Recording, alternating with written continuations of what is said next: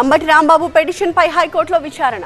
లగ్డీ కాపుల్ collectorate ముందు తెలంగాణ ప్రభుత్వ పెన్షనర్ల ధర్నా. ఛత్తీస్గఢ్ సుక్మా జిల్లా అటవీ ప్రాంతంలో పోలీసుల కూంబింగ్. ఇలాంటి వార్తల్ని ఒక్కొక్కటి 30 సెకండ్స్ ఫుల్ న్యూస్ లో చూసేద్దాం.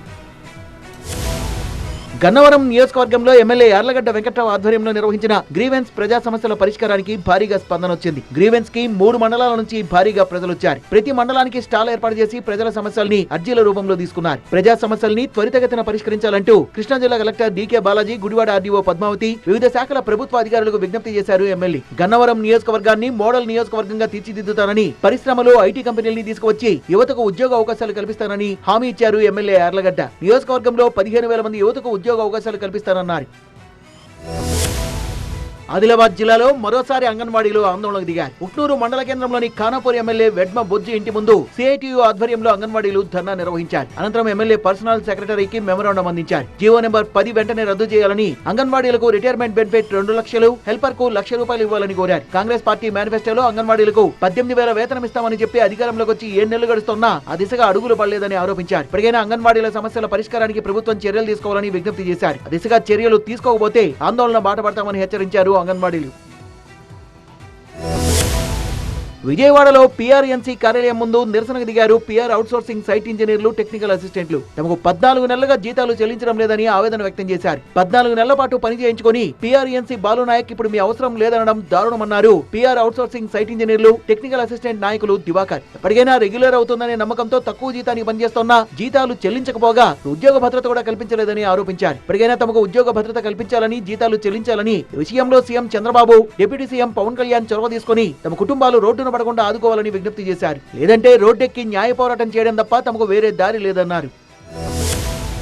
పల్నాడు జిల్లా చిలకలూరిపేటలోని మంచినీటి చెరువును పరిశీలించారు మాజీ మంత్రి ఎమ్మెల్యే ప్రత్తిపాటి పుల్లారావు. చెరువు దగ్గర నిర్మించిన అమృత్ పథకాన్ని పరిశీలించారు. టీడీపీ ప్రభుత్వంలో ప్రజలకు సురక్షిత మంచినీరు అందించాలనే సంకల్పంతో ఎన్టీఆర్ ట్రస్ట్ ఆధ్వర్యంలో అమృత్ పథకాన్ని ప్రారంభించినట్టుగా చెప్పారు. కానీ గత వైసీపీ ప్రభుత్వం దాన్ని పక్కన పెట్టిందని, తద్వారా ప్రజలు తీవ్ర ఇబ్బందులు పడ్డారని అన్నారు. దీన్ని దృష్టిలో పెట్టుకుని ఎన్డీఏ కూటమి తిరిగి ప్రారంభిస్తోందని, అమృత్ పథకాన్ని 15 రోజుల్లో తిరిగి పునరుద్ధరించి పట్టణ ప్రజలకు ₹2కే 20 లీటర్ల మినరల్ వాటర్ అందిస్తామని హామీ ఇచ్చారు ఎమ్మెల్యే ప్రత్తిపాటి పుల్లారావు. మేనిఫెస్టోలో పెట్టిన విధంగానే పథకాలన్నీ అమలు చేస్తామని చెప్పారు.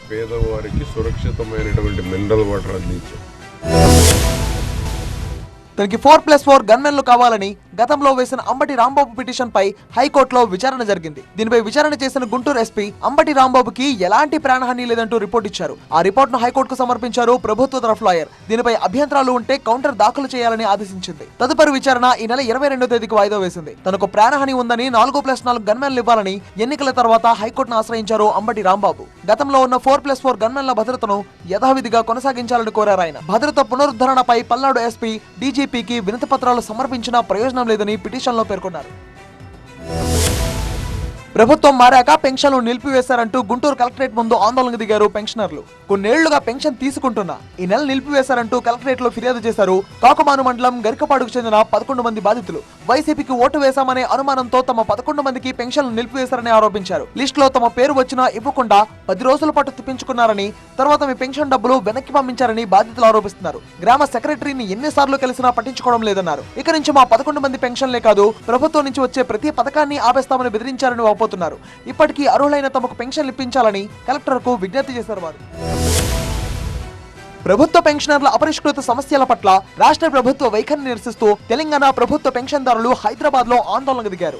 రాష్ట్ర వ్యాప్త ఆందోళనలో భాగంగా లక్డీకపుల్లోని హైదరాబాద్ జిల్లా కలెక్టరేట్ ముందు తెలంగాణ ప్రభుత్వ పెన్షన్దారుల జేఏసీ నాయకులు ధర్నా చేశారు. ఈ నెల 30వ తేదీలోగా తమ సమస్యలపై రాష్ట్ర ప్రభుత్వం దిగిరావాలని, లేని పక్షంలో 30వ తేదీన ఇందిరా పార్క్ ధర్నా చౌక్ దగ్గర వేలాది మంది పెన్షన్దారులు మహాధర్నా నిర్వహిస్తామని హెచ్చరించారు. 7 నెలలు గడుస్తున్న తమ డిమాండ్లపై రాష్ట్ర ప్రభుత్వం పట్టించుకోకపోవడం దారుణమన్నారు. తెలంగాణ రాష్ట్రంలో ఉన్న పెన్షనర్ల వెనుక 30 లక్షల మంది ఓటర్లు ఉన్న సంగతి ప్రభుత్వం గుర్తుంచుకోవాలని హితవు పలికారు.